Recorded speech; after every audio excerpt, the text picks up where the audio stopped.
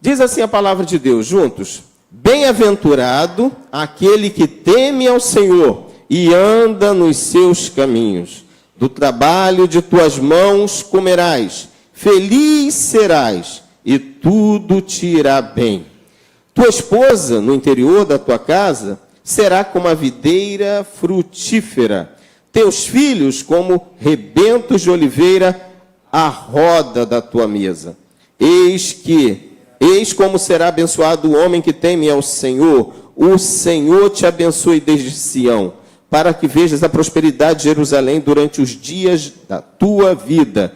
Vejas os filhos de teus filhos, paz sobre Israel. Curva a sua cabeça um instantinho.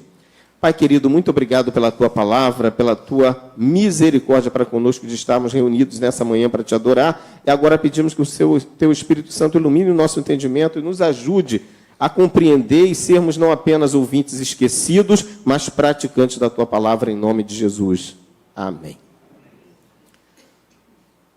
Todo mundo quer ser feliz em família. Todo mundo, portanto, precisa entender que para isso é indispensável a presença contínua de Deus em nosso lar, em nossas vidas. Então, quando a gente para refletir sobre o Salmo 128, devemos entender que há promessas da parte de Deus e não de homens. Deus determina a bênção e Ele tem prazer em abençoar a família. É interessante que você observa que o texto já começa com bem-aventurado. Para quem não sabe, bem-aventurado significa mais do que feliz. Ventura é felicidade. Agora, quando você fala bem-aventurado, o significado literal é felicidade eterna. Ou seja, isso é uma promessa exclusiva para salvos em Cristo Jesus. Porque só vai ter vida eterna para usufruir de felicidade eterna quem for salvo por Jesus. Então, essa é uma mensagem para o crente em Jesus. Possuidor de felicidade eterna terá aquele que teme ao Senhor. Ou seja, não é uma graça barata ou graça sem graça, não. Tem uma responsabilidade atrelada à bênção, que é usufruir o privilégio da graça na qual nós estamos inseridos. E você, para começar, precisa temer ao Senhor. Até porque o temor de Deus é o princípio da sabedoria. Deus, portanto, Ele estabelece, e nós observamos isso em toda a Bíblia, princípios pétreos, que precisamos considerar se de fato queremos alcançar a bênção da felicidade eterna. Temendo ao Senhor, andando nos seus caminhos. Agora, você não vai receber tudo de graça, porque aqui fala de trabalho. Do trabalho da tua mão comerás. Ou seja, aqui já há uma contestação à apologia da preguiça. Tem que trabalhar, tem que ralar. Mas feliz serás. E tudo, olha que coisa abrangente. Isso é palavra de Deus, não é conversa de pregador, não. E tudo te irá bem. Isso me remete lá para Efésios 6, quando Deus fala aos filhos: filhos, sede obediente aos pais no Senhor, porque isto é justo, honra teu pai e a tua mãe, que é o primeiro mandamento com promessa, para que te vá bem. E bate direitinho com esse homem que teme ao Senhor e anda nos seus caminhos, que é um homem trabalhador, feliz, abençoado, com um lar onde as coisas vão bem. E na Bíblia nós temos inúmeros exemplos de lares bem-sucedidos, mas me parece que se a gente for contabilizar, a quantidade de citações bíblicas sobre lares mal-sucedidos é maior do que dos lares bem-sucedidos. Se fizermos um apanhado geral na Bíblia, nós vamos observar isso, começando pela primeira família, que já começou com um problema sério. E eu fiquei meditando esses dias sobre esse compartilhamento com vocês nessa manhã, e queria tratar de pelo menos 3 questões que são fundamentais para quem quer ser bem-sucedido no contexto familiar. Em tudo, tanto no relacionamento com a esposa, com o marido, com os filhos, com os parentes. Aqui eu quero chamar a sua atenção para um detalhe, só para lembrar, eu sei que você já aprendeu isso, mas é sempre bom destacar que família não pode ser confundido com agregados parentes ou agregados familiares. Família é mulher e marido. Depois disso, se tiverem filhos, esposa, marido e filhos. E ponto final, isso é família. Avós, tios, primos, aí são parentes. Até a própria mãe e o próprio pai. A partir do momento, conforme a Bíblia diz, que o homem deixou o pai e mãe, uniu-se à sua esposa, são os dois uma só carne, constituiu-se então uma nova família. Deixará seu pai e sua mãe e unir-se à sua mulher, e serão dois uma só carne, iniciando uma nova família. Aí até o papai e a mamãe não faz parte da família, passam a ser parentes. Infelizmente, alguns casais estão sendo mal sucedidos porque, além de ignorar isso, ignorar inclusive a necessidade de obedecer ao que a Bíblia diz sobre união, o que ocorre é que alguns estão trazendo influência de fora dos parentes, ao invés de buscar a orientação do único que pode cuidar da família, que é o próprio Deus. Depois que a gente casa, não é papai e mamãe que vai solucionar qualquer problema que tenhamos. Só Deus, e nós, marido e mulher. E depois que os filhos casarem, eles deixam de fazer parte da minha família. Quando meus filhos se casarem, eu quero que se casem, eu quero que eles deixem a minha esposa e sejam abençoados na casa deles, no apartamento deles. Eu amo meus filhos, sinceramente, eu queria que meus filhos fossem meus vizinhos, mas na casinha própria deles. Para o bem deles, para a felicidade deles, porque eu os amo. Eu quero que se cumpra a palavra de Deus na vida dele. Deixar pai e mãe iniciar ao seu cônjuge. No caso da minha filha de 26 anos, que ainda nem começou a namorar, graças a Deus. Uma bênção. Bonita, inteligente, super talentosa. Uma jovem abençoada. Lá na Igreja Batista Calcedônia. Uma maravilha. Meu filho de 21 anos, que só agora, depois de muita análise e procura de uma abençoada, agora, aos 21 anos, começou a namorar. Faz 15 dias. Eu estou todo bobo com a minha norinha, todo feliz. Mas eu estou orando, que é a minha missão. Mas nós precisamos entender alguns princípios, e esse é um deles. Obedecer literalmente o que a Bíblia diz em relação à constituição da família. Marido e mulher. E filhos. Depois que os filhos casarem, deixam de ser família, passam a ser parentes familiares. Parentes familiares. Parece que isso não tem muita importância, mas tem sim, porque o que nós observamos na sociedade é uma deturpação de tudo, ou tentativa de deturpação de tudo que Deus instituiu como princípio básico desde a origem. Mas quando a gente vai analisar, existem 3 elementos que eu considero como basilares para quem quer ter uma família estável e abençoada. Eu quero saber quanto tempo eu tenho, até que horas? Até 11h30, 11h30? Até meio-dia? Não. Eu espero que me suporte pelo menos por 30 minutos a mais. Vamos lá. E esses pilares eu queria destacar como sendo os elementos da fé, da esperança e do amor. Toda família precisa de fé, esperança e amor. Quando eu olho para a família de Adão e Eva, eu vi que eles falham exatamente nesses quesitos. O Senhor deu uma ordem, eles não creram, desobedeceram. Falta de fé.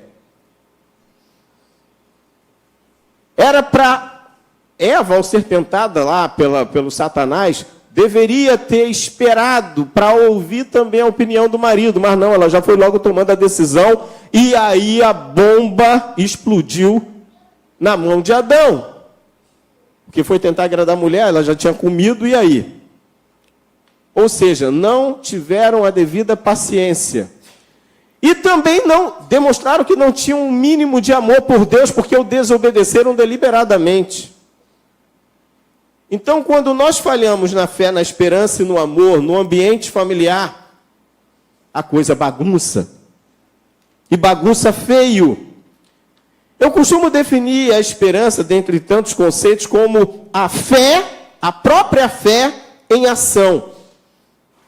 Quando a gente fala de fé, estamos nos referindo não apenas a uma crença superficial, e sim a um compromisso de fidelidade. Por exemplo, no casamento, quando a gente casa, é bom não casar apaixonado, porque paixão, inclusive isso é comprovado biologicamente, cientificamente, que no âmbito da biologia ou da psicologia, é algo absolutamente fútil, passageiro. Quem casa apaixonado geralmente quebra a cara. É por isso que você vê um monte de gente famosa aí, casa, leva 2 dias, 2 meses, 2 anos, já está separado. Por quê? Casaram apaixonados. E não se casa apaixonado, se casa amando. E amor é diferente de paixão. O amor nunca acaba, é o que diz a palavra de Deus. Agora, a paixão produz aquele ímpeto, inclusive para práticas de crimes, como ocorreu entre os 2 irmãos, filhos de Davi. O camarada estava apaixonado pela irmã, uma paixão incestuosa. Armou um esquema, estuprou a irmã e logo em seguida a odiou, a jogou para fora. Isso é paixão. Mas será que a nova geração está entendendo do que se trata? Agora, até com recursos que permitem que possamos afirmar que a paixão é perigosa, cientificamente comprovado. A Lei Maria da Penha que o diga. Então, queridos, nós precisamos aprender bem do que se trata as coisas.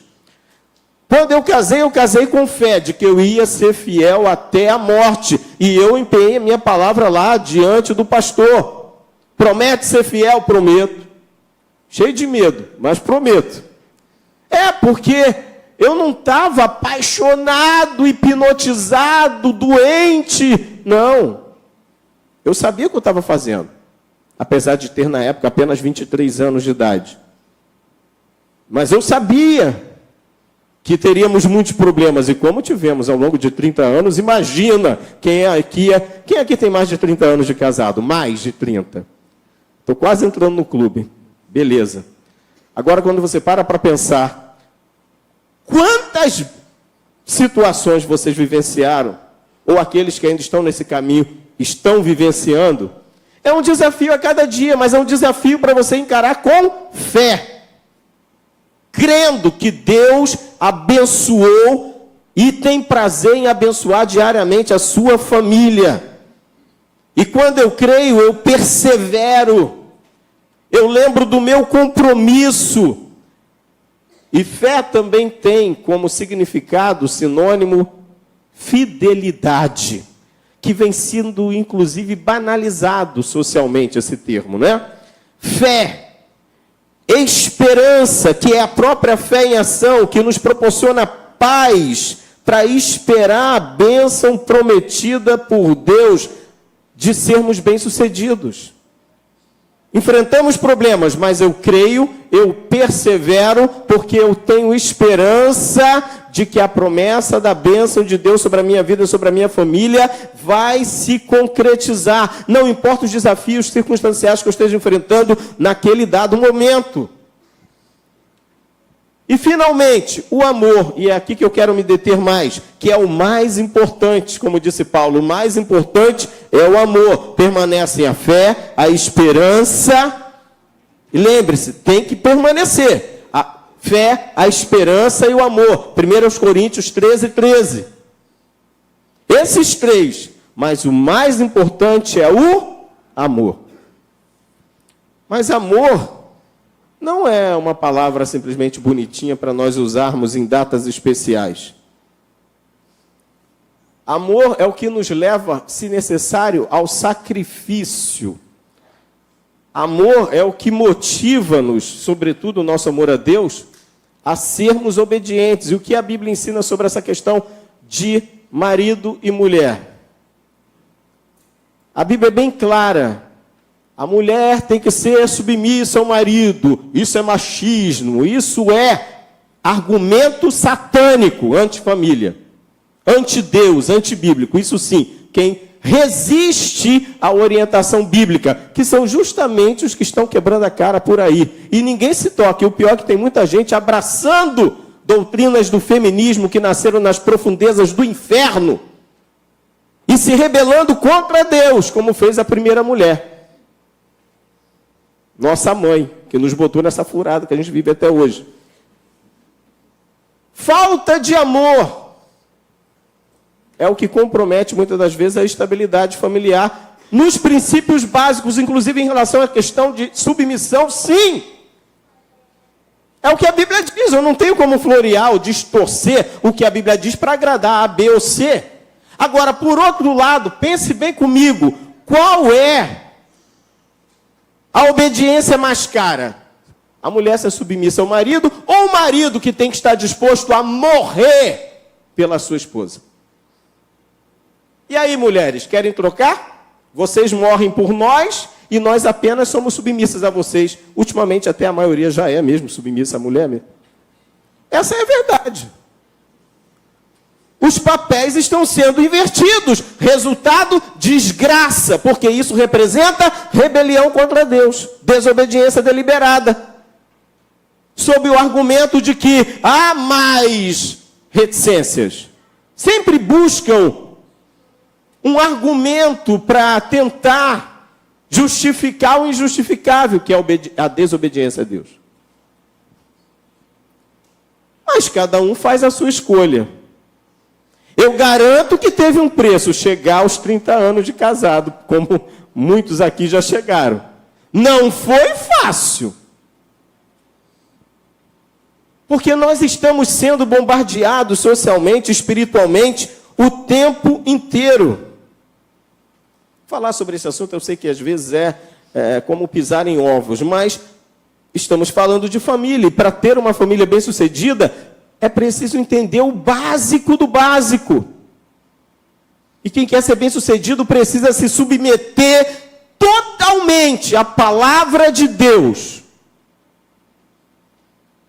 E não aos princípios filosóficos contemporâneos baseados em estudiosos que, aliás, na vida pessoal, são mal sucedidos nas suas conjugalidades ou nas suas relações intrafamiliares. E a maioria das pessoas não para pensar.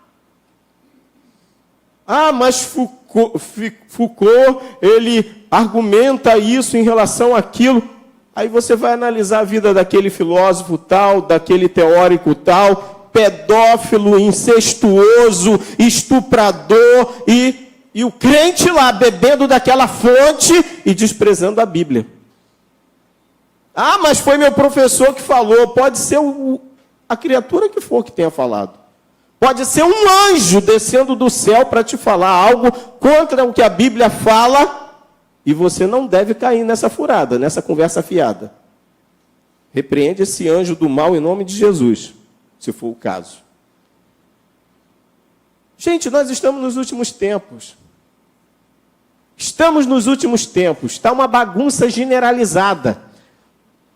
O inferno conseguiu colocar na cabeça de muita gente que o errado é certo e que o certo é errado. Agora, quando crentes que a Bíblia diz que deveriam ter a mente de Cristo estão indo na mesma onda, na mesma conversa fiada do mundo, isso é que me incomoda. Eu não estou mais preocupado com o mundo que jaz no maligno. O mundo morreu, jaz. Lembra quando você vai no cemitério, aqui jaz fulano de tal. Repousa ali os restos mortais do fulano de tal. Pois é, jaz. Morreu. Mas e a igreja? Não é possível impossível nós nos amoldarmos ao padrão mundano mal sucedido. É bem óbvio que o mundo está sofrendo consequências da sua rebelião contra Deus. Não só na dissolução familiar, mas em termos mais amplos, inclusive, sim, em relação às alterações climáticas, porque a Bíblia diz que a terra geme, está gemendo, está reagindo. E vem muito mais por aí, não pense que vai ficar só no Rio Grande do Sul, não. Aliás, você sabia, ontem eu estava lendo uma matéria interessante, que fizeram, alguns anos atrás, um estudo, uma pesquisa da Fundação Rockefeller, uma fundação absolutamente anticristã, antibíblica, antideus. A Fundação Rockefeller, finalmente, eles selecionaram 33 cidades do mundo para serem referência de um projeto especial para os próximos anos. E 2 cidades foram escolhidas no Brasil. 2. Sabe quais? Ou melhor, 2 estados, né? Mais especificamente cidades. Porto Alegre e Rio de Janeiro. Ou seja, nossa batata está assando, tá? Se prepare, porque com certeza vem bomba por aí. Vem. Por quê? Porque a Bíblia deixa isso bem claro. Tudo que o homem semear, isso também ceifará. Eu sempre disse, você acha que as crianças abusadas sexualmente, as crianças assassinadas pela prática do aborto, que nós financiamos com nossos impostos, através de governos que nós elegemos, sim, nós, crentes, que votamos em abortistas, em defensores do incesto, em defensores da legalização da pedofilia, em defensores da produção, distribuição e uso recreativo de drogas. Nós que elegemos pessoas que colocam juízes no poder para proibir a proibição da imoralidade sexual.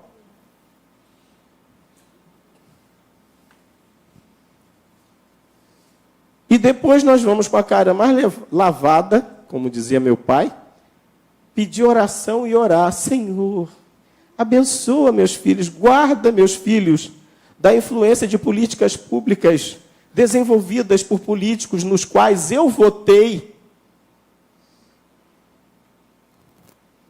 Até porque eu gosto de lembrar que na hora do voto, pelo menos, não sei vocês, mas eu, pelo menos, eu sinceramente, já procurei, mas eu nunca encontrei na época de eleição, na fila para votar, nunca encontrei um demônio. Sabe por quê? Porque eu descobri que demônio não tem título de eleitor. Quem bota endemoniado no poder não são os demônios. São cidadãos, inclusive crentes. E depois a gente quer que Deus desfaça a colheita que alguns de nós ousamos semear e queremos colher outra coisa. A gente semeia melancia, quer colher abacate. Não, não é assim que funciona. Ah, mas eu oro, pode orar até morrer. Não vai mudar. Se plantar melancia, vai colher melancia. É algo imutável que Deus instituiu. Ou seja, às vezes nós procuramos o problema.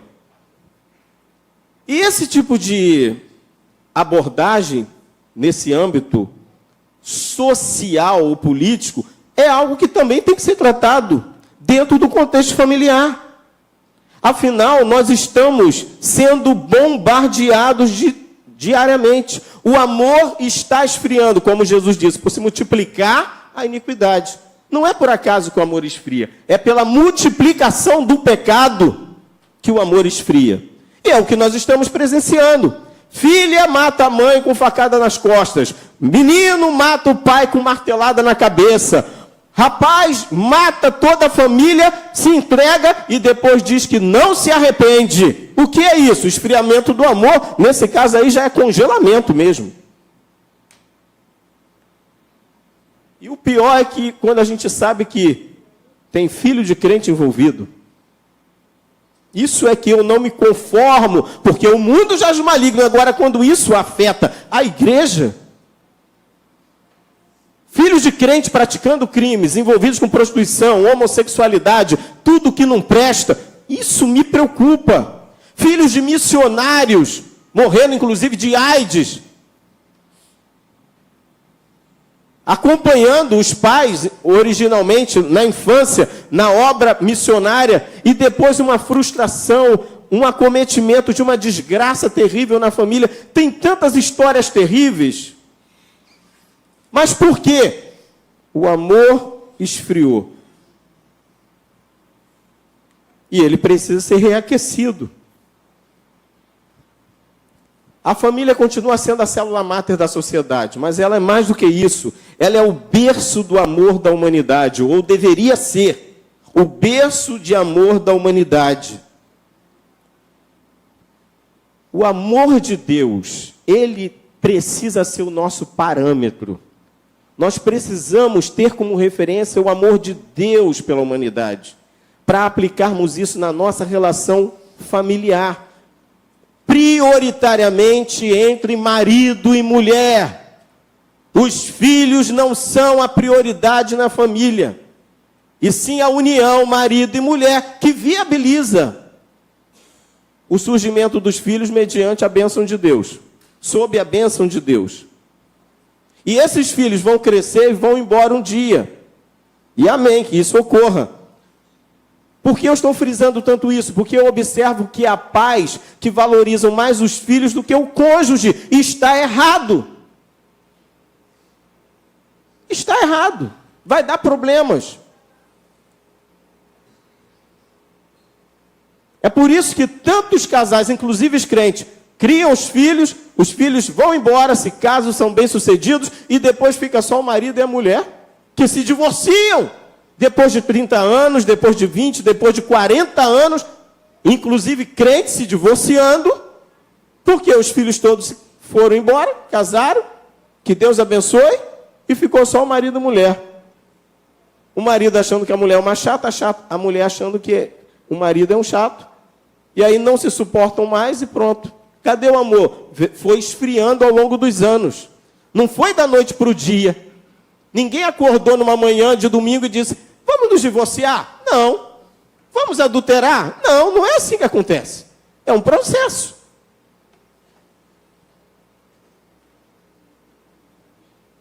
Quando Deus é o nosso referencial de amor, como parâmetro para a nossa família, como pai, o amor que eu vou dedicar à minha família vai resultar no desenvolvimento da moralidade dos meus filhos, da força para enfrentar desafios nos meus filhos, a sensação de proteção para os meus filhos, a provisão para os meus filhos, de modo que eles não se preocupem. E quando eu penso nisso, eu penso o quanto eu era feliz e não sabia quando eu simplesmente estava na casa do meu pai, comendo, dormindo, bebendo, tranquilo, sem conta para pagar. Hoje quem usufrui disso é meu filho, minha filha, está lá de boa. Por isso que não estão nem aí, estão muito bem lá com a vida deles, servindo ao Senhor com alegria e ficando velhos, e eu orando, Senhor, tem misericórdia de mim, abençoa esses dois, conceda um bom emprego.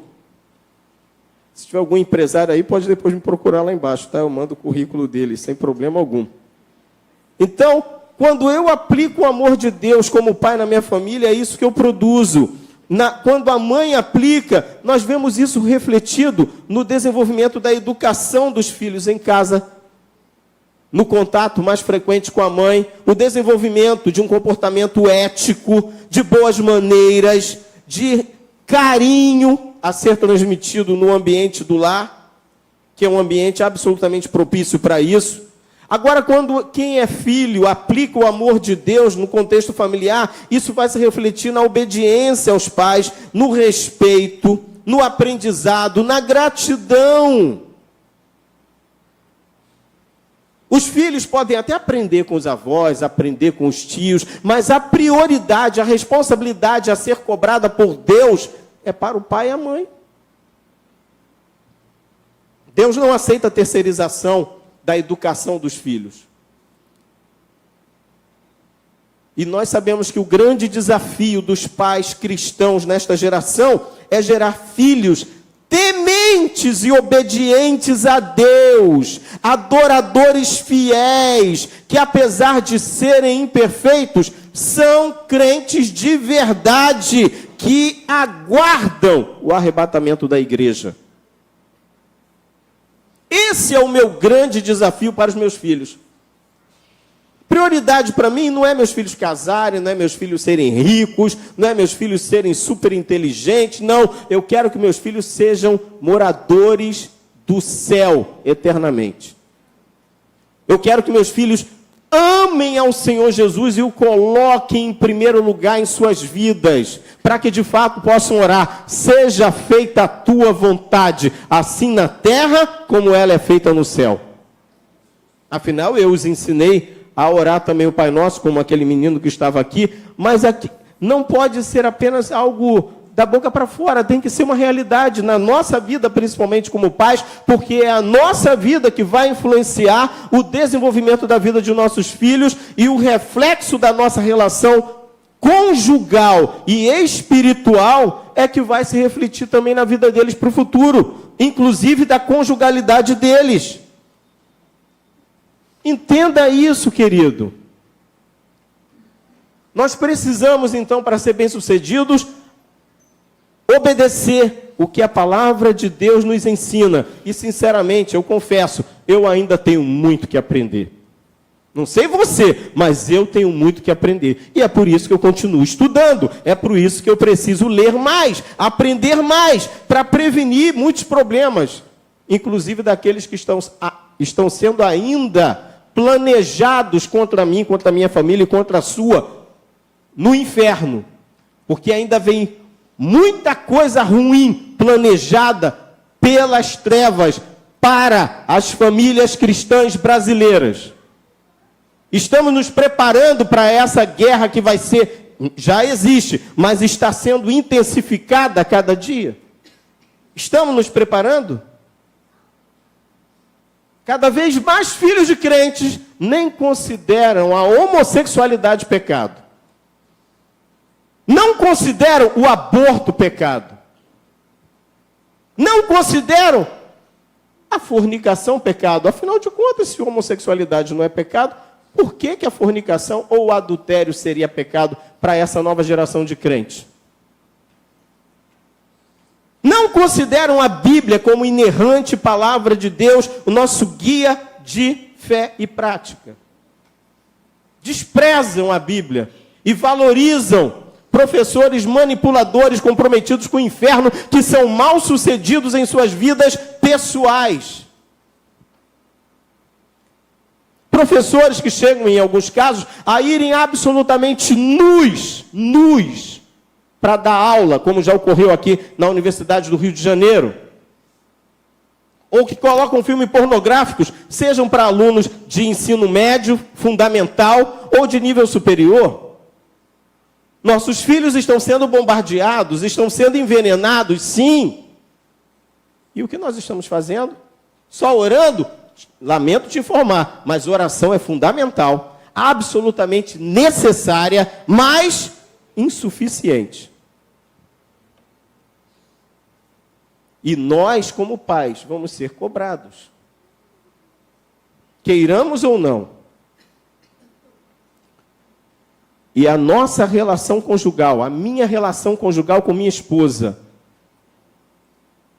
influenciou o desenvolvimento da sexualidade dos meus filhos, ao ponto de os dois terem o compromisso de se casarem virgens, não importa o tempo que vai demorar.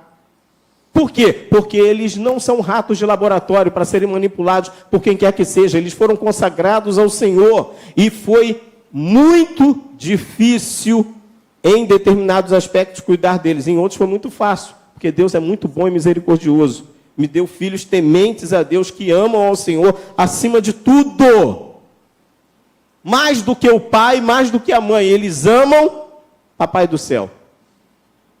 Foi assim que meu pai me ensinou. É assim que eu ensino aos meus filhos. E a esperança que eu tenho é que eles reproduzam isso para os filhos deles também. Mas vai depender de com quem eles vão casar.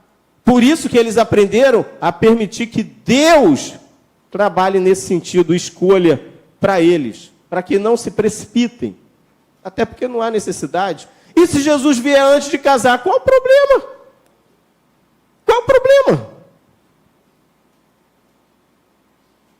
Nós precisamos ter um lar de oração. Quando amamos ao Senhor, nós temos prazer de orar juntos. O nosso lar precisa ser um lar de oração, uma extensão da igreja, um lar de louvor a Deus, com todas as nossas falhas, que são muitas. A prática do culto doméstico deveria ser resgatada, ou às vezes, no dia a dia, na correria, não dá para parar pelo menos 15 minutos para um culto doméstico, ok? Então, para um instante que todos estejam reunidos e façam uma oração. Ontem mesmo à noite a gente estava batendo um papo, conversando, abrindo o coração um para o outro, chorando um com o outro. E aí a minha esposa chegou, muito bem, vamos orar aqui, fizemos uma oração, amém, consolidamos a conversa e pronto, final. Maravilha! Mas nós podemos e precisamos fazer mais do que estamos fazendo. Reflita sobre o que Deus está falando ao seu coração, sobre a necessidade de você aprimorar alguma área da sua vida ou da sua família que eleve o nível espiritual dos integrantes dessa família. Precisamos resgatar momentos especiais de oração, de culto doméstico, de comunhão, de diálogo. Precisamos revalorizar a palavra de Deus e colocá-la como aquela que tem autoridade final em tudo. Precisamos entender que nossa família existe para a glória de Deus, inclusive para a propagação do Evangelho, para o compartilhamento da salvação àqueles que ainda não possuem essa experiência. Não podemos nos conformar com este mundo, mas também não podemos nos envergonhar do Evangelho, que é poder de Deus para a salvação de todo aquele que crê. E nossos filhos precisam ver em nós esse compartilhamento no dia a dia, com as pessoas que ainda não se converteram, para que eles também se tornem evangelizadores. É uma bênção saber que minha filha leva amigos e amigas para a igreja. Meu filho leva amigos e amigos para a igreja. E não importa se é homossexual, se é macumbeiro, se não é nada disso, ou se é católico, não importa. Precisamos pregar o Evangelho a toda criatura. E quando nossos filhos entendem e praticam isso, é uma grande bênção, é uma grande vitória, mas não é por acaso, não é da noite para o dia. Isso é fruto de um processo ao longo da vida que precisa ser exemplificado pelos pais. Porque os filhos aprendem pelo exemplo mais do que por palavras. Precisamos ser pragmáticos. E precisamos entender que podemos vencer, sim, as batalhas cotidianas, através da fé, da esperança e do amor. Pode não ser fácil, mas Deus deseja que você aprenda a vencer no dia a dia. Não importa as crises familiares que todos nós enfrentamos, ou que você esteja enfrentando nesse momento. O fato é que Jesus Cristo, Ele é especialista em restaurar relacionamentos. Ele é especialista em levantar o caído, em perdoar e libertar todo tipo de pecador e reconciliá-lo consigo. E precisamos compartilhar essa mensagem. Jesus é a solução, sim, sempre foi e sempre será. Não importa se você está enfrentando na sua família um grande desafio com alguém possesso como aquele endemoniado gadareno, não importa. Porque quando aquele endemoniado gadareno ouviu falar de Jesus, Jesus foi até ele teve um encontro com Jesus e a sua vida mudou radicalmente. Imagina um endemoniado gadareno voltando para casa. Todo mundo sabia que ele era o mais terrível da cidade. Dormia nos cemitérios, era acorrentado e arrebentava as correntes. Era muito demônio no couro daquele camarada. Milhares. Tanto é que até os porcos cometeram suicídio quando saíram dele e entrou na manada. Mas imagina ele chegando para casa, se ele era casado, Porque Jesus falou, volta para os seus e para a sua parentela e conta para eles o que Deus fez por você. Imagina ele voltando. Se ele era casado e tinha filhos, o menino observava, ei mãe, papai está vindo lá. O quê? Entra todo mundo para dentro de casa, fecha a porta e fica pedindo misericórdia a Deus. E ele vem calmamente, totalmente diferente da última visita. Totalmente transformado porque ele teve um encontro com Jesus. Imagina o endemoniado, ex-endemoniado gadareno, agora liberto e crente, batendo na porta da casa e chamando a esposa. Oi, meu amor, abre a porta para mim. Meu amor? Sim, meu bem, eu voltei, eu tive um encontro com Jesus, eu quero compartilhar com vocês o que Jesus fez na minha vida. Foi o que ele me mandou fazer, contar para vocês. E eu vim contar. E a mulher lá de dentro imaginando, não é possível. Como? Aquele endemoniado me chamando de meu amor? Já parou para pensar nas possibilidades, como foi aquela volta para casa, a chegada em casa do ex-endemoniado gadareno? Ou talvez ele não fosse casado e a mãe o avistasse, ou o pai, ou o irmão. O fato é que Jesus salvou, libertou, transformou aquele homem e a bênção foi extensiva à sua família, para quem ele foi compartilhar da sua experiência que teve com Jesus.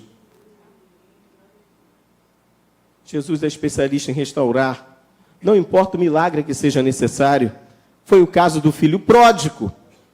Foi o caso do filho pródigo que se reconciliou com o pai. Foi o caso, por exemplo, também até da mulher Ciro-Fenícia, que se humilhou aos pés do Senhor, perseverou, até que ela recebeu a bênção. E a filha foi liberta também. Jairo, a mesma coisa, foi pedir socorro ao Senhor no último momento, não tinha recursos mais, a filha estava para morrer. No último instante, chegou a Jesus, Jesus falou que iria lá, e vieram depois seus amigos dizer, não tem mais solução. Essa é a mensagem que muitos querem transmitir para quem está enfrentando crise. Não tem solução, a menina morreu. Alguns dizem, não, seu casamento já morreu. Não tem problema, se Jesus chegar naquele lá, ele faz ressuscitar quem morreu. Inclusive casamentos. A reconciliação de Jacó com Esaú foi uma obra também de Deus, após mais de 20 anos de brigas entre eles. E muitos relacionamentos vêm sendo restaurados pelo poder de Deus. Para aqueles que creem que o que Deus uniu, o homem não separa. Nós precisamos transformar isso em realidade diária na nossa vida. Até porque todos somos falhos e precisamos continuamente de perdão. E no caso da relação marido e mulher não é diferente. E é bom lembrar o que Jesus disse, que se alguém não perdoar aos outros as suas ofensas, também o nosso Pai Celestial não perdoará as nossas, ou seja, estaríamos perdidos. Portanto, querido, não desista do seu filho, não desista do seu irmão, não desista do seu casamento, não desista do seu ministério. Entenda que você pode orar, jejuar, se humilhar, mas você também precisa perdoar e crer, esperar e amar, para que de fato experimente transformações necessárias na sua vida e na sua família. Muitas vezes, quando a gente para pensar depois de passarmos pela luta, o nosso aprendizado é de que a luta que estamos enfrentando hoje, na nossa família, é uma experiência com Deus para podermos compartilhar com outros no dia de amanhã. Que Deus nos ajude a cumprir a nossa missão, portanto, como igreja, como sal da terra e luz do mundo, nesses últimos dias que antecedem o arrebatamento da igreja. Que você tenha o desejo de fazer a sua parte e de aplicar os princípios sagrados da palavra de Deus na sua família e ter, assim, uma vida abundante para a glória de Deus. Deus te abençoe e os interessados poderão nos procurar lá embaixo, ao final, para a aquisição do nosso material e do nosso questionário de pesquisa. Curva a sua cabeça um instantinho, eu quero orar por você. Pai querido, em nome de Jesus, louvamos o Teu nome por essa oportunidade e rogamos que o Teu Espírito Santo continue a falar em nossos corações após a nossa saída. Continua, Senhor, nos dando o prazer de estar em Tua presença, de aprendermos da Tua palavra e aplicá-la em nosso dia a dia. receba nossa gratidão, mas rogamos também a tua bênção sobre cada família aqui representada. Usa-nos para que de fato possamos fazer a diferença neste mundo no qual estamos vivendo, nesses últimos dias que antecedem o arrebatamento. Prepara-nos e dá-nos a alegria da salvação para compartilhá-la. Em nome de Jesus oramos agradecidos. Amém.